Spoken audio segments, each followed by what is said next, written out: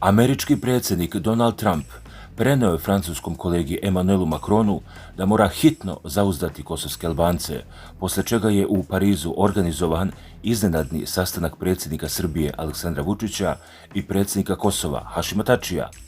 Kako srpski telegraf saznaje, iz odlično obaveštenih diplomatskih izvora koji su upućeni u dešavanja oko proteklog susreta srpskog i francuskog predsjednika na forumu o miru, Trump je sasvim preusmerio tog dalje razgovora i planova lidera Francuza, primoravajući ga da žešće pritisne kosovsku stranu, pa je ovaj brže bolje inicirao sastanak Vučić-Tači.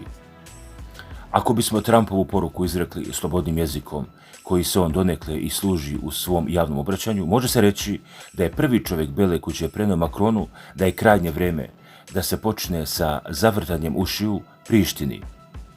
Telefonski poziv Trumpa, koji je prekinuo razgovor u predsjedničkom kabinetu u Jelisejskoj palati, došao u pravi čas i njegove posljedice svi smo vidjeli.